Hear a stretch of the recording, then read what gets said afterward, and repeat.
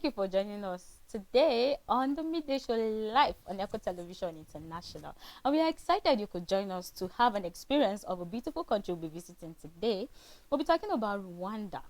Rwanda is known as the land of 1,000 hills and is a small landlocked country in East Africa, known for its stunning natural beauty, remarkable wildlife, and resilient people. It is home to the majestic mountain gorillas, and visitors can experience unique gorilla trekking adventures in the Volcanoes National Park.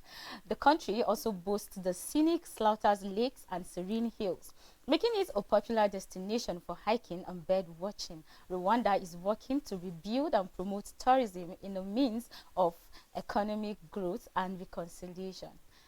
Hi, Tony. Hi, Linda. Welcome. You look dashing.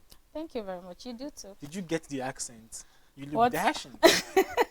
That's how we say it. Thank you. That's how we say it in Rwanda. Okay. So you need to consult me so that you get to understand this accent. Okay, please. So How you can know go I? and How can disgrace. I You go know go about and it? disgrace my what we stand.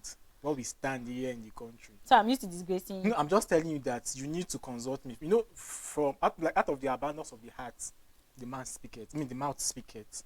So I am telling you what I feel you will definitely go and do there. So you already know that I'm going to go and that's what you're saying. Kind of. So you just consult me. It will take you nothing but just humbleness. If not because the people of Rwanda are peaceful people.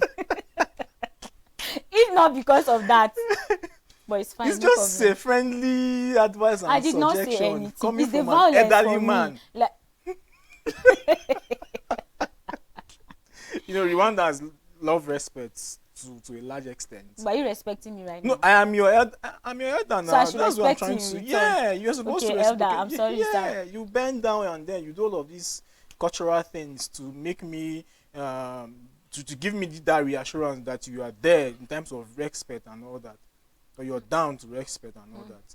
So let's talk about Rwanda. What I'm going to do? No, anyways, no problem. Like, I like the fact that you always feel you can just attack me. Like, is we're not just an starting. Like, attack. allow me to just catch my breath, like a bit. Like, please. Linda, we are talking about Rwanda, but then I'm just Please trying let to the let you. presenter I'm breathe. trying to. Please let me No, breathe. it's not only breathe. You go soon bite your teeth. Anyways, talking about Rwanda, Hmm. there's something interesting about these people.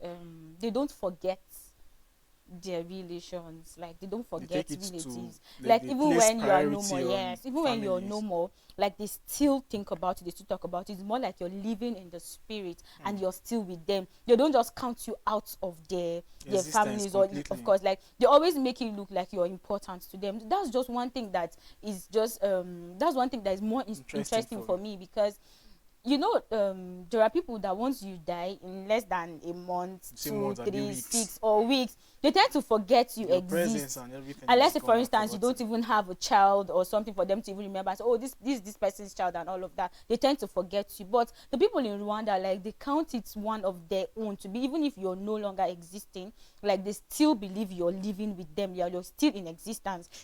So, like, that's just an interesting thing for me. So then it means they value family, they value friends, they value people more than any other thing. Talking about farming and all of that, like, there's something interesting again about them, that okay, they don't actually take women out of their duties and all of that. They don't just make it look like they're a woman, okay, you're not going to work and all of that. This is just so funny. Like, surprisingly, women there are those that farm. yes, like, women will farm, Like, they will harvest, they will just cultivate. like go Wow. to the farm and assist. And assist, like, do you Not understand? like it is their thing. That's Men will what do I'm the saying. cultivate. I mean, women Women. will do the cultivating, the planting, the weeding, the harvesting, and every other thing. And then I'm like, wow. Then what else exactly is the men doing there? But then I got to notice that, made me realize that them, they do more of cattle, all this cattle rearing. Rearing. So men rather focus on the farming of say animals and stuff. Yeah. So you know, and when you are the type of person or someone that already devote your time into that kind of lifestyle, of course you would be time demanding, and I think it's something that you will need, like, almost all of your attention, like undivided attention and all of that. And I think that's why they give the issue of the other farming in terms of agricultural produce and stuff to the women. And I feel, to me, it's more of like the agenda being I don't like the both are being represented in the society, because as a woman you get to stand for something, and then as a man too you You get get to to stand stand for for something. something. So as far as I'm concerned, I think gender in that level is balanced It's for me. balanced actually, because everybody has his own duty. True. Like no one is going to disrespect you for saying you're not doing your job, or you already know what you're supposed to do, so then you just go to do it. Like it is the time for you to do it, so Like just go your and do it and all responsibility of is well that. spelled out. You You should don't have you should to. just carry it out the way it's supposed to be. And then there's something again about the people in Rwanda. Again, they said if you want to know how people live, how people experience a lot of things, you should go to their marketplaces. True. If you find yourself in the marketplace, you see how people live, how people relate with one another. So let's say you are a visitor and then you find yourself in Rwanda. You want to know what is happening in this country. You want to know how things are being done and all of that. Find yourself in the marketplace, and then realize you see how they do their exchange. You buy something and all of that. You communicate with people. You see how friendly they are. True. And everything. So then I just understand that people in Rwanda are actually peaceful people. That was why I said, if not because the people of Rwanda are peaceful people, I would have given it back to you. But because I am a I child would of want God, to take you and to. I then would I'm want going to to talk take. about Rwanda. I would like to take you to down to the memory line, but for the sake of time and the sake of our producer, The wasting I part would of just strike that out because of how respectfully I am to our producer. If not that, omo, you're a goner. I can never be a gunner because I know that I am standing on a solid ground, and so I can never be a gunner. How I will you just tell me wanted, I I'm a just wanted gunner? to run you down I'm the memory just line, but let's really. just cry. Let's strike it out. Let's strike it out. I don't have anything to tell you, but all I can say is that people of Rwanda You know, when you are are big, you are actually big. peaceful. Oh, when you're big, you're Big big. name like Tony, so you don't know it. You don't know it yet. So talking about Rwandans. Rwanda, their culture actually varies, but then it's not really at large extent as such, because the major tribes there is just three, which is the Tutsi, the Hutu, and then the Twa. And then I think the major tribes there are the Hutu and then the Tutsi. And then if we are to go as far back as the issue of their genocide, we will know that the revolution has been ongoing, and if not for the fact that the genocide actually affected their development and all of that, like Rwanda would have been more than what it is right now. Yeah, but they're working But then on growth right now. thankfully their economy is growing fast, Growing like fast. so fast than expected. And that's why the capital city, which is the Kigali, happens to be the neatest city in the whole of the world. And I think like that, You I think stole that's my lines. who stole your lines? You. Na punchline.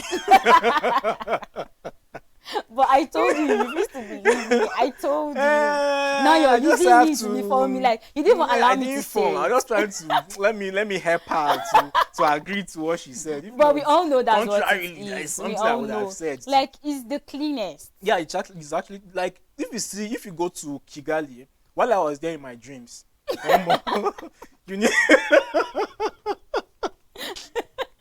It's actually your dream. while I was there in my dreams, like you need to see how neat the streets are.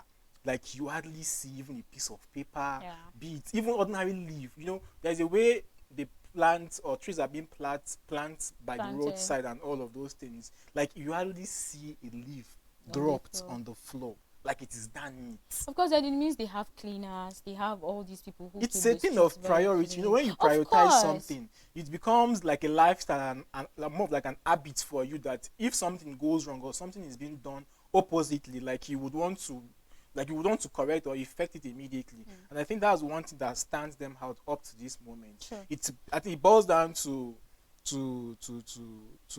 what you've regard as a principle, and then when that principle remains untouched and remains corrupted, it will stand. I think that's one of the things that will stand you out and all of that, among other things. It's very interesting to know that when you set out a principle, when you set Right out from a time. policy, like when you have people who are obedient and all of that, you just realize that your government is just ruling well and everything is just peaceful Smooth. and all of that. In as much as they have maybe maybe they have hitches here and there and all of that. Of course, we know that there are different countries today that they are struggling one thing or the other. Of True. course, we're not going to take away that part from every country. Of True. course, we have experiences, of course, bad experiences and good experiences. But then if you find yourself in Rwanda, there's something about them that how they welcome people and how they treat you, especially when we say you are a visitor and then you find yourself in the hotel. Like what they do mostly is they organize all this dance and music and all of that, This and then you just festive. sit down to relax, they entertain you and all of that. True. Then in as much as you're a visitor, you won't be left out, because the music is being played out and then the dance and all of that, they even tend to invite you to join them to dance. That True. is an interesting thing, because they don't just let you feel okay, maybe you're a visitor, so then you cannot be free in such a place and And all of funny that. enough, their cultural attires, like it's It's something very, that yeah, is enticing. It's something that you would want to try it's very on, beautiful, of because you be course. like, wow, Why did you this wear hair, red? this hair, this that the Yeah, long hair actually. that everybody wears. Like I think at the time I was wondering where they got all of those from, because is it from horses, or where are they getting that hair from? Because that hair is so long, and I think that's one of the things that that identifies Attracted. them whenever they want to do that cultural dance and all. But then I said genocide. Rwanda as a whole we cannot detach Rwanda and genocide because Yeah, of how affecting or how affected affected it it has actually been. happened, or probably it affected them as at that time. And that's why I see they have decided to uphold peace, because they know the significance of peace. They know what they went through during the genocide and all of those things, and which is why, when an environment, a society is peaceful, I think it gives birth to cleanliness. And that's why Rwanda, or probably Rwanda as a whole, happens to be the cleanest, or has the cleanest city in So the you're whole still of. emphasizing on it being a No, it's cleanest something that country. is to some extent capitalized all over Of the course, world, it's obvious. because Like, it's something that is hardly to be maintained, and for the fact that they are still maintaining it, it's something that we should give credit to. and then music and dance is one of the I think you cannot take it out of Of them. It's Rwandans. more like a tradition for them. So then they can't, like, for me, I feel mostly like music is something that is supposed to take you out of a situation and all of that. Like if you find yourself in To such take a you out place, and bring like you back. it's more like people who drink and say they want to drink and then get away their sorrow, and the sorrow is run After away. it's But cleared, after it clears, and then the problem is still there, everything actually. will come But then back. it's just interesting to know that it's part of them. Music and dance is part of them, and then it's an integral part of them, of True, course. And true. then the ceremonies and then festivals, social gatherings, and storytelling and all of that. It's interesting to know that when you find yourself in such a place, like you're not going to dull yourself out for Most any reason, definitely, because true. you have one thing or the other to do that's going to be True. interesting to you. Apart from you going to work, business, and all of that, you just There have are to other relax, entertainment that you can just get go. yourself engaged And then they in. have a lot of places that you can visit. Most They have definitely. a lot of activities that you can True. indulge yourself in, and then just have fun, and then just give yourself the peace and the happiness and all the things that you desire. Of course, you cannot just find yourself in that place and then think you're not there to just relax and all of that. In as much as you're there for a business or a work trip and all of that, you still need to relax and just have this excitement in you and just have fun. True. Then we have arts and crafts. Like it's one of the integral things as regards the country as a whole. And then, although most of these things originated as functional items, rather than something that were probably used for Decoration. decorations, but then they have woven baskets and bows, and then especially all of these things are more of like a common thing that you see virtually everywhere. I think it's something that identifies Africans, because we are so identified by all these traditional wares, identified by a woven basket, like I just mentioned, and then you have stuff like dung arts, whose history dates back to when the region was part of the independent Kisaki kingdom. And then this dung is mixed with natural soils of various colors and painted into pattern ridges, forming geometric shapes. We are so lover of colors. Like it's very I think it's rare that you go to a country, an African country, where you don't see combination of colors. Different Like we are colors. so colorful. Like Africans, Different Africans, colors. We are one yeah, people. yeah. That's Bob Marley. I can Yeah. always say that every day, every night. So we are always lover of colors, and that's because we are as well colorful. So that's one thing that is undetachable with Africans, and I think Rwandans too happen not to be an exception the issue of color and all of these things, and they uphold it, and they see it to be a traditional thing. And one thing about tradition is once it is in existence, you wouldn't want to keep it off. You wouldn't want it to go into extinction and all of that. So for the fact that they are putting more credence and advantage to culture and color and all of these things, I think is one thing that one should, go and have their way of, know their way of how things are done over there, and how their traditions and custom are playing out for them perfectly. It's very interesting to talk about different colors, and like I said, different colors one people, and it's how they actually bring out the colors is something interesting, and the crafts, and then all the things that they have to paint to bring out the beauty and all of that. You just tend to understand that this is more like their tradition and all of that. This is what they love doing, apart from going to work, to the farm, cattle rearing and all of that. Like, this is part of their business as well. So then when you find yourself in Rwanda, you still need to take, for instance, like when you travel, you want to come back to bring souvenirs and all of that, like maybe to bring out something to give someone gifts and all of that. You can actually afford them, The women because too they do ceramics too. of course they do ceramics too. And then if you tend to get all these things, it's just something for you to decorate your rooms, maybe your kitchen and all of, just to beautify it and all of that. True. So then you can't take that out of Africans entirely, True. because they have something unique, something particular that they always indulge in to True. show that we are Africans and all True. of that. True. So it's interesting to know that when you talk about the paintings and all of that, they don't take that out of them. You can't take that out of them, It's a because traditional it is thing. a traditional thing. It is something that it is in them already. So then they just tend to do that in order to make you beautiful, to make your home beautiful, to make your market beautiful, and then all of that. To make you all colorful as well. Yes, of course. And then we have classes and say families. Then that history has described the pre-colonial division between the Hutu and the Tutsi, and then the Twa as both a class and a caste division. And then though neither time is wholly accurate, but then like the divisions, one group determined to some extent one's occupation, and then which the Hutu is more cultivation. That is, the Hutu are more of like those that cultivate, like more of farming and all of those things, cattle rearing. And no, them they cultivate, while the Tutsi they do more of cattle rearing. So each of their traditions, or no, their language barrier is, sorry, their language as a person. Like if you are being identified as an Utu, I think what you are supposed to be identified as is more of like someone that is into farming, someone that is into farm produce and stuff. And then if you are being identified as, if you are being known, or if you are rather a Tutsi person, the only thing that you can be identified as a local person should be either cattle rearing. So these are things that identifies them and differentiates each group as regards stratifications in the society.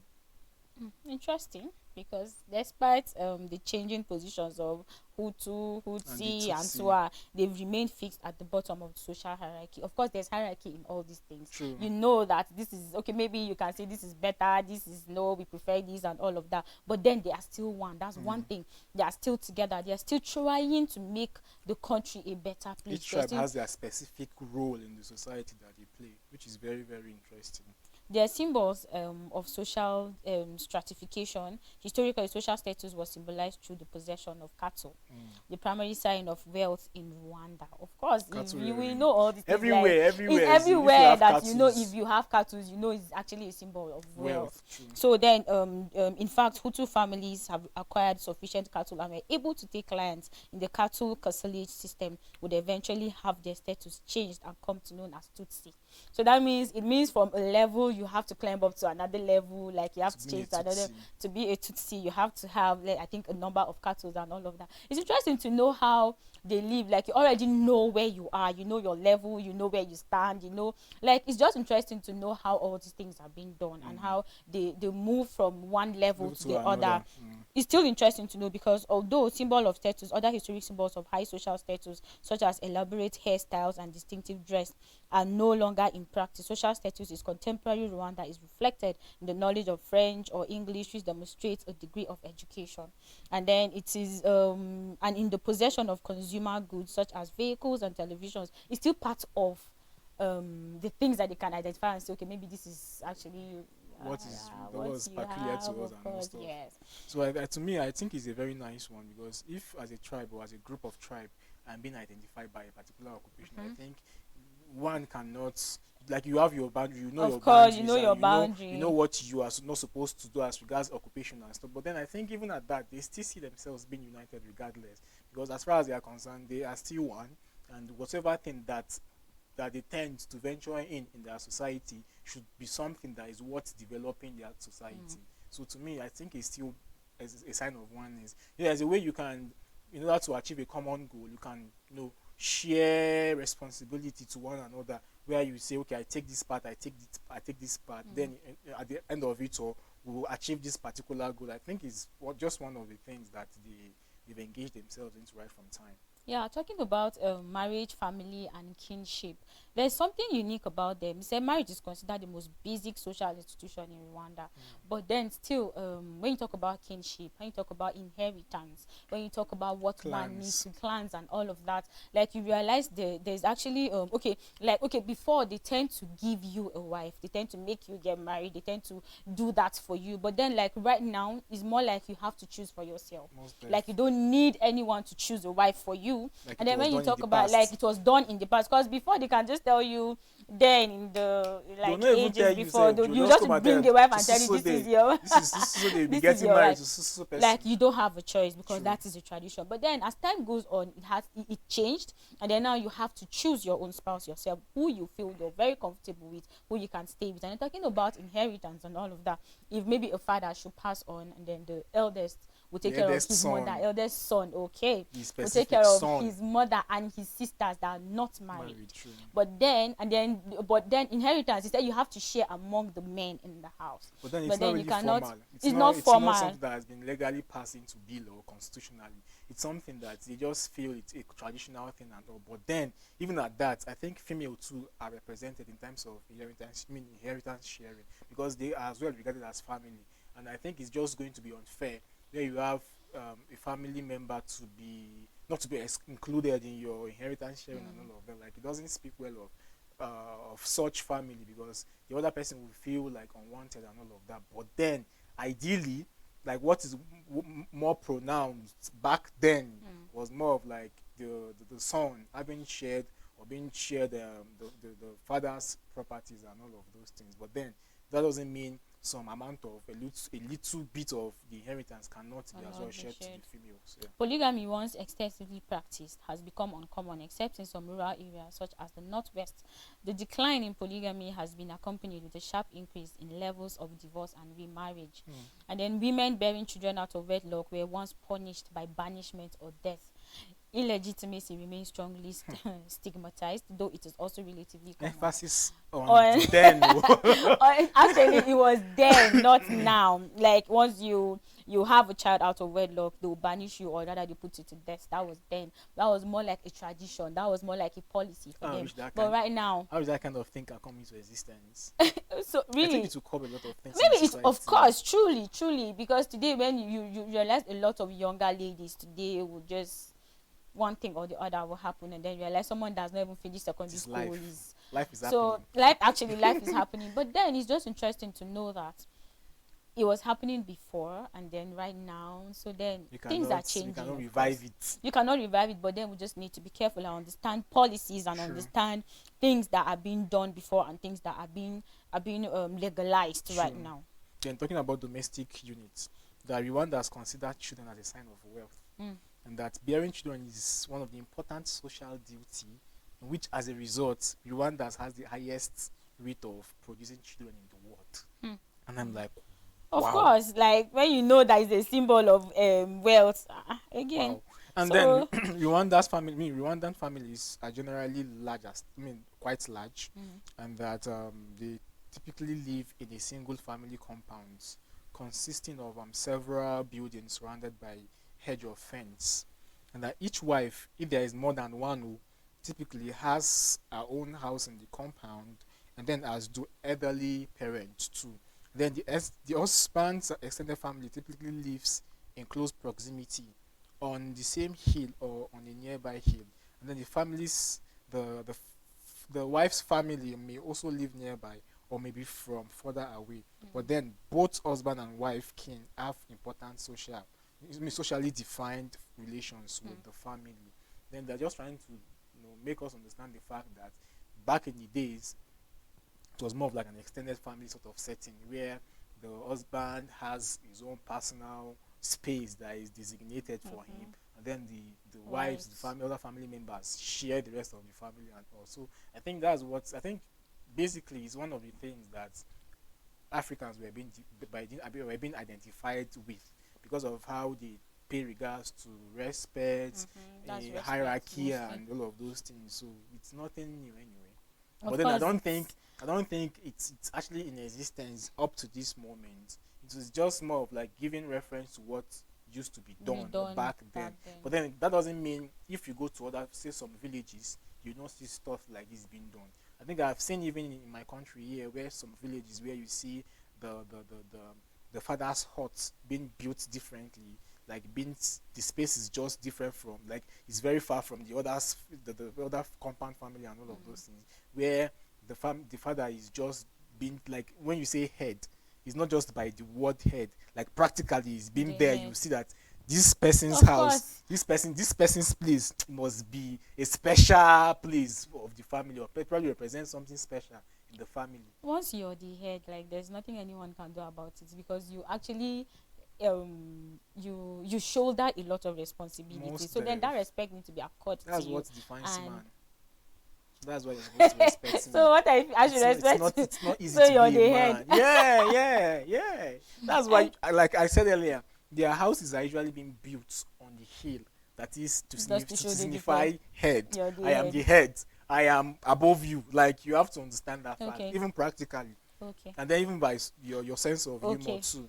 And then even pragmatically too, you should know all of these things. I'm just trying to make you understand some small things that you may not really pay cognizance to. These things are things that children of nowadays don't really see as like important and all of those things. But then with God, we'll try and teach you people what is needed to be known. But let's continue though. There's something I want to tell you. But let's just take a time out first. Okay, we'll take a time out, viewers. So when we're back, we'll tell you more about Rwanda. I hope you're having fun with us. Please stay back. We'll be right back.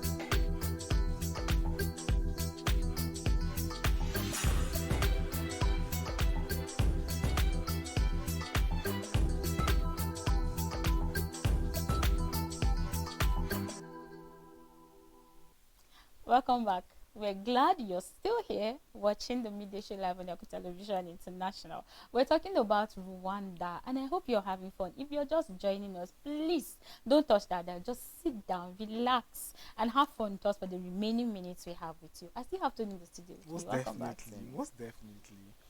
I need to take a deep breath. Like, you need to take a cup of water. You know, when we talk about Rwanda, we talk about etiquette.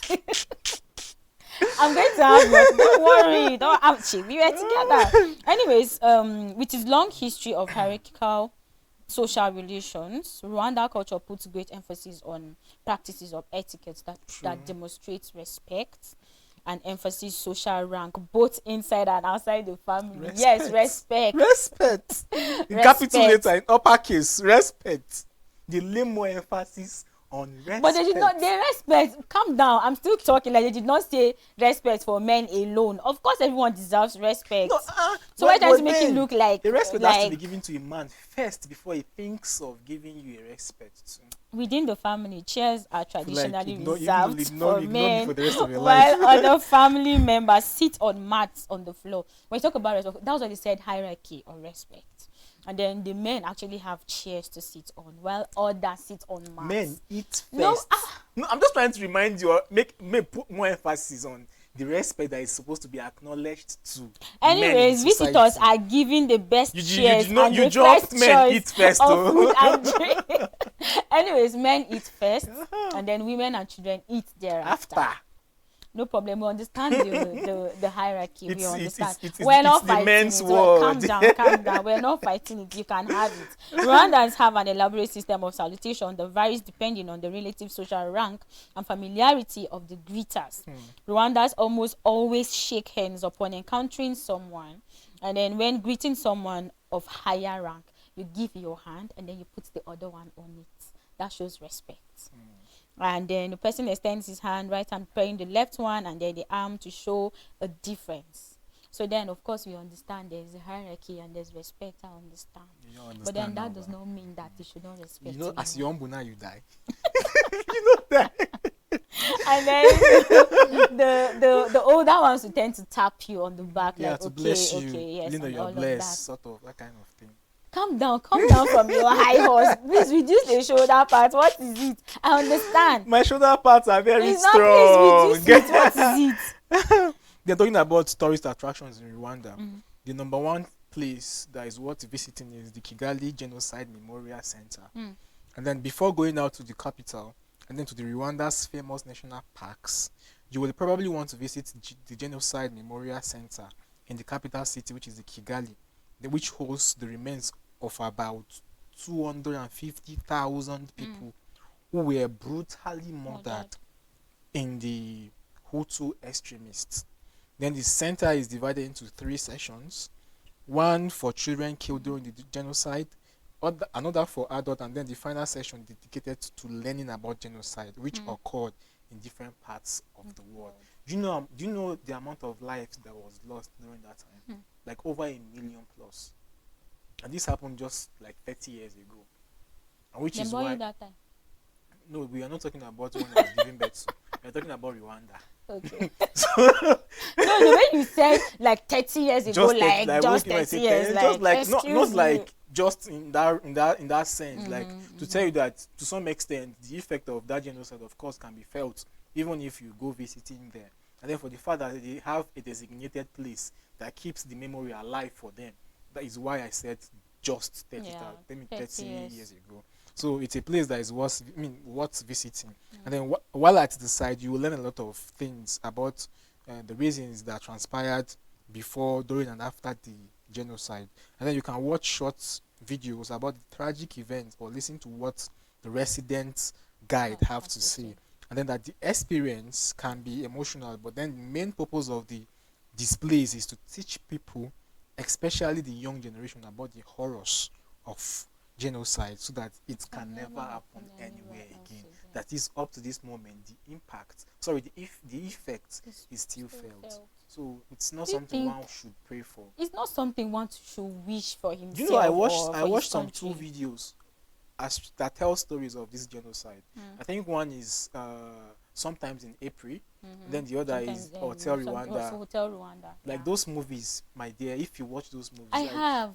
Oh my God! You will shed tears. Then you know what they've been through and all of that. Anyways, let's not. We're not talking about the bad side of Rwanda. And then let's not be let's sad. come back to life. Let's not just turn out to be emotional, because I know it has happened like years ago, and we don't wish that to happen again in Rwanda or in any other country in the world. True. But then it's just interesting to know that it's just for you to visit, to know how, to just see it and then know what has happened before and all of that. So then, that aside, we're going to talk about the State House Museum. The State House Museum is the former presidential palace. The last president to occupy it was the Habyarimana. is the plane crashed in the palace compound after being shot Shot at. at. The shooting down of the presidential plan is what sparked off a genocide that was True. Even already if you in watch that plan. movie, you will see that that's what's The actually palace is now cleared a up. museum where visitors can go to learn about the events leading up to the genocide and kind of life lived by President Habyarimana. The plane wreckage can still be seen in the compound. It's still was talking about the genocide and all of that. Let's not be sad about that. All right, let's talk It's about the coming local way back. dance and performances. And that one of the easiest way to understand the culture and the traditions of the people of Rwanda is to watch a performance by an Intori dance troupe. And that all the good hotels organize evening dance performances for guests as they relax. Wow. That was what I was saying. Like, it's just interesting to know that when you find yourself in this hotel, you're just relaxing. They have Like activities. every hotel. Yes, every hotel. So that it doesn't mean 5-star, whatever it is. Like, you just Even have if to it's a find local yourself. hotel, you still Even have some set of you people still have that people who give, will just come to that give perform for you entertainment just and to all make of you that. relax. And Nice. And that the quality of this interior dance is measured by the excitement, the energy, the grace, and then the performer as well. And then the dance may be interrupted by folk stories and other narrations related to the Kinyarwanda culture. And then observers are always encouraged to join in at some point. That's what I was Do you saying. know what I love about literature, like generally literature, is these folk tales. Like it gives you, though some of them are imaginative, they're just fictional, but then for the fact that it's being told for the sake of moral lessons to be learned, like I think it's something that culturally and traditionally it's something that we are supposed to embed, even if I see it to be fading away in our society. It's something that is worth reviving in our society. And if this particular habit or say this performance is still in existence in a country such as Rwanda, I feel it's worth going to experience. So of course it is. You can't take it away from them. Say you can't take away music and dance from Rwanda, and so of course it's still in existence. Let's talk about the Kimironko market. As I said, if you want to know the life of people in a particular country, you have to find yourself in their marketplace. So Kimironko market is a quick way to understand the kind of life lived by people in a new place is by visiting their main central market. Kimironko market is where everyone goes for cheap fresh fruits, vegetables and food. There are all kinds of things on sale. Shoppers simply visit the different stalls and get what they want. An extension of the market specializes in quality second-hand clothes, shoes, handbags and stuffs. If you are wondering where to get good local fabrics or kintage at a good price, then Kimironko is the place to go to. So if you find yourself in Rwanda, of course I know most times you might go out of budget because you can actually tell yourself, okay, maybe you intended if you go out of budget, there are loan apps that you can borrow money. Mostly just because you want to buy things. If you find yourself in, okay, let's say Rwanda to be specific, you find yourself in Rwanda and then you want to buy all these things. They say that is where you get cheap things. So then let's say like all these used clothes and all of that, second hands and all of that, like you Thrift find wears. it there. They said anything thrift. Someone said you just go and buy all these chips and come and tell us thrifts and then you put plenty money on it. So it's no longer thrift. It's not even thrift, because I understand that if you find yourself in a marketplace where you can buy things very, very affordable, very cheap, then you get to acquire something or to have something that you like. I feel maybe you get more instead of buying maybe just two, maybe you can buy like five because of how so cheap. good. So if you find yourself in Kimironko market, then you can actually get what you want. He said even with the local fabrics and all of that, you can find it there. Anything you want to buy, you find yourself in the market, and then you get, and then you see how people relate with each other. And it's going to be incomplete when you travel to a new place without not buying anything from. Of course. So then you find yourself in Rwanda, just go to the Kimironko market so that you can just get what one would spice thing. your stories when you are back home. Nothing to show off it. Then we have the Inema Art Center. Now, this art center was started by two brothers with the aim of supporting and promoting local artists. And this center has got some of the best temporary artisan products in the country.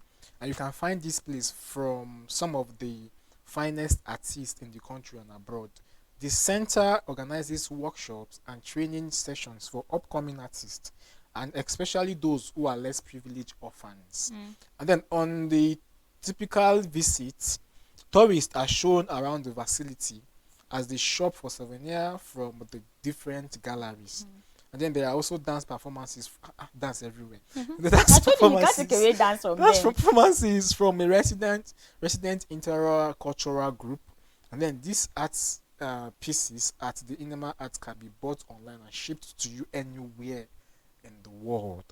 And after visiting, you may also wish to go to places like Vocal Arts Center to learn about their community project and shop For for more more art art pieces. pieces. So still, you're talking about Africans, Like there are a Africans, lot of a Africans. place to explore. There are a lot of things to buy. There are a lot of things to see. There are a lot of things to steal. No, sorry, that was a mistake.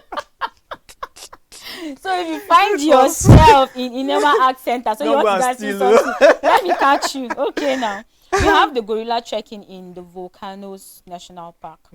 The national park is arguably the most visited wildlife conservation site in Rwanda. Rwanda. Each year, thousands of international visitors go to the park to see mountain gorillas alongside other popular activities. The park has 10 habituated gorilla groups and only 8 people may track a particular group in a day. Wow. Gorilla trekking in the Volcano National Park starts with a briefing at 7 a.m. from the park office. From there, visitors are taken out to track different gorilla groups in the company of armed This one rangers. I work on your own. Oh. Gorilla trekking is one of the most unforgettable experiences while visiting Africa. Why? Because it involves an encounter with an endangered creature that resembles and behaves like a we human. humans. Mm. Seriously, It's true. true. It's true. You know, when I went to this museum park here, then I think someone was communicating with the gorilla, and then you like dance for me, and then you just start dancing. I was like, so are they like? Is it that they have this sense of understanding languages Of or course, they adapting said to they act like languages and all of humans. those, just like that, start dancing and stuff. And So truly, their visit, behaviors are of is course, likened they're to like how we behave humans. actually. And for the fact that they have different species up to number 1 to 10, like 10. I think it's something that is worth exploring. Then we have the milk bars, and that the Bayawanda have a long history of raising cattle, and their long-horned cattle are similar to one seen in Ankole, that is in Uganda. And then drinking fresh milk for breakfast is very popular in Rwanda, and some even suggest that it is the reason why Rwanda has so many beautiful women. Oh my God. I like that part. This one Because of this one, like the way the milk is. No, there's a way a milk will silk your heart. That's just the same way this phrase has silked my heart. it's sweet. So to my fellow Men, men out, single men out there, if you are respectable looking, men out there. the emphasis on respect. Please, in case you are looking for a very tall, black, fine Rwandan woman, please, here is the place for you. Mount Kigali, thank you very much. So you don't talk about milk. Yes. Are you wondering about where to get the best views of Kigali? Well, look no further than Mount Kigali. It is not actually a mountain but a prominent hill offering one of the highest points in the country. Reaching the top of the hill will reward you with amazing views of the city. And then the route to the top of the hill also rewards hikers with beautiful scenery. While on top of Mount Kigali, visitors can also check out recreational facilities, bars, and restaurants. You cannot, if you find yourself on top of the mountain, of course you can see everything that is happening Most around definitely, you. yeah. So you can see the places where you should go to, where you should go get food and all of that. Talking about food, I love the wink. we have the Isambaza. Wow. The Haplochromis fish. This is one of the most widely farmed fish species in Lake Kivu, a large freshwater lake located in East Africa. And then the Isambaza has been the signature dish of Western Rwanda for generations. These are very small fish, no more than 10 centimeters in length. They are served as a starter or as a snack when fried and seasoned with salt. Alternatively, the fried fish can be used in the soup by adding carrots, onions, bell peppers, tomatoes, and spices. Isambaza soup is very delicious and it goes perfectly with umutsima. Isambaza is one of the most dishes you simply must not miss if you travel to Rwanda, especially when visiting the shores of Lake Kivu. When you talk I'm a lover about, of fish I was going to say when you naturally. talk about fish, I think my name should come up like maybe number one. Whose name? Your name. No, your name. Okay. I accept that. Out of respect that I have for you, let me Okay. accept that. Okay. But then it's true because places where happens to be riverine areas, of course, the common thing that you see there, of course, will be fish. And for the fact that it's one of the things that they have taken to be their common food out there, it's something that if as a visitor or as a tourist you tend to see yourself in a place as such as that, give some of these things tryers to see how differently they taste and all of that. And I think it's something that I would actually want to Why are you so so much. calm talking about it? This food, you know, vex for food They now. only rush for food, sef. You talk and you go talk and calmly. I mean, go do and calm, See how calm. calm you're talking about food. Very Wow. calm and collected. To tell you how respecting I am to Nice food. one. Yeah. So we have the ihime, Igihimbi. igihimbe. That's the red bean bean stew. And then this list would not be complete without including this red bean stew. And there's a traditional stew prepared from peeled red beans. And then these are among the most cultivated crops in Rwanda and have been for the past 2 centuries. And then even to this day, red beans are found on the daily plate of most Rwanda families. And one of the recipe for red beans, however, stands out as a real treat because of its incredible tastes. And that the preparation of this exceptional dish starts with peeling. Of course. And then which one is of course? Have you seen it before? Start with peeling. Will you boil it to go back? And then the red beans are soaked in cold water overnight to separate the peel from the flesh, of which in the morning the beans are removed from the water and then the peels are removed by hands. And then the peeled red beans are then boiled in water on a high heat of 1 to 2 hours. Oh wow. And then small slices of tomato and then bell peppers and salt are added. Once the tomatoes and bell pepper are well cooked, it is time to fry, my dear sister. You put Your dear sister.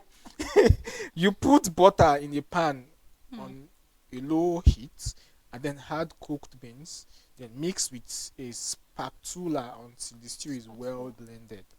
Then this goes perfectly with umotisma, but it also blends well with the rice or boiled tomatoes, just in case you are a lover of rice and you want to mix it up with these red beans. I'm not really a lover of beans like that, but for the fact that this one is red, we have red beans here in this Of country. course. But maybe No, theirs it's brown is beans. I okay. know. It's brown. Of, Okay, yeah, yes. it's true. And It's it's brown. very sweet. I don't know. You don't want to try Well, that but this and then- red beans, I think, is worth trying. Of course it is. It's worth If you trying. find it, but there should be red beans in some parts of this Country. and all Most of of maybe. that. We have the isombe, which is the cassava leaf stew. When I saw this, I was like, I think I will try this. This What, cassava. the cassava leaf Yes. stew? Really? Yeah. I think Okay, it's going to let's be see. sweet. It's just like normal vegetable soup now. Isombe is a true delicacy and remains one of the most popular Rwanda dishes. Its distinct smooth texture and its unique greenish color make it mouth-watering at first glance. Making its delicious salty taste even better, it is delicately prepared and featured a wide variety of seasonings. The preparation of isombe starts with the harvest of young cassava leaves. They are carefully plucked from the stems and then ground to the ground to make a bright green paste. Leeks, onions, garlic, and bell peppers are added, and ground together with the cassava leaves to harmonize the flavors. Once the green paste is ready, it is boiled in water on high heat for around 2 hours. Then salt is added together with palm oil, tomatoes, and peanut flour. Some people like to add meat chops when the cassava paste begins to boil. Isombe is best served in mutsima, but it is also very tasty when served with rice, ugali, and boiled potatoes. I think it's worth. I just told you it's worth Yeah, trying. actually, it's actually worth trying. And But then I you have think to have it's- mind to eat it, sha. we have isogi, which is the sour vegetables, and then this food becomes true delight when it appeals to every sense of taste. The isogi is a vegetable that activates the sour, very popular with other people, as much for its numerous health benefits as for its unique taste. It is a delicious vegetable that was very widespread in traditional Rwanda societies. And unfortunately, it has become rarer Mm. as more foreign foods and crop have been introduced in Rwanda. Then there are different ways of preparing isogi, but one of the most popular of is to fry it with butter. Mm. The leaves are plucked from the stem and washed. Then a small amount of butter is added to the pan on a low heat. And then once the butter has melted, the leaves are added and then mixed with a wooden spatula. Salt, tomatoes, onions are added and then you let the meal cook on a low heat. Once cooked, pre-cooked, Red beans are the added, breast is cooked, added. pre-cooked. So it's something that is actually what's Trying. testing. Yeah, I'm trying.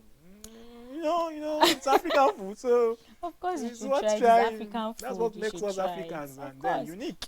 Then it can be served with sima, rice or potatoes. So of course there must be something to go with it. I think the last meal we're going to talk about is the igihaza, which is the boiled squash. It grows in the yard of most Rwanda homes. The natural wonder is appreciated for its nutritional value and unique taste. In fact, you will find it in the most prestigious buffets, at events, or in hotels wherever you go in Rwanda. Although very tasty or its own on its own, Rwanda cooks often add red beans, which add to the flavor of the squash by lacing it with the taste of beans. Squash and red beans make a truly delicious combination. The signature Rwanda dish is amazingly simple to prepare. Freshly harvested squash is washed and cut into small triangular shaped pieces, and then the seeds are removed by hand. The peel must not be removed. The red beans are then boiled on high heat with a bit of rock salt. Once the beans are half cooked, when the water in the pot begins to turn red, the pieces of squash are placed on top of the beans with the peel side facing upward, away from the beans. Everything that we've Has to do with discussed the above, red beans. I just wanted That to I was say going to say. that It everything has they the do in red beans Rwanda in must it, have like red beans. So that it's is a to say tradition. I think it's their they hold meal, like red beans to high esteem, which is red beans. Anyways, it's interesting to know that Rwanda is actually a place for one to visit. yeah, most deaf. I told you, no, I told you, you were like Rwanda. No, it's not like that. Like just that, I was just thinking about the genocide and Genocide all of that. stuff. So Okay, then I was getting emotional, and I just didn't want to talk about it. But then aside the that, genocide, now we like a lot understand of that things is are that so interesting about of course, and genocide. then they're growing rapidly and all Most of that. deaf, So then true. they're actually increasing in a lot of things, and then their economy is growing very fast as well and all True. of that. So in as much as they faced a lot of A bad trials and experience all and of that, stuff. but then they're still doing Trying their better and best to all of that. outlive that past. So then they've not given up, so we can't give up on them as well. Most And then definitely so it's true. not something we should wish bad for any other person. But then it's interesting to talk about Rwanda because of their love and And their friendship and all of that. uniqueness. Anyways, thank you, Tony, for doing this with Always, us. you can't do without me. It's a disputable act. Anyways, for your pride, I'll let you go. Thank you, viewers, for staying with us to watch today's episode. We talked about Rwanda. I hope you had fun. We'll leave you for now. Please have a blessed day. Bye.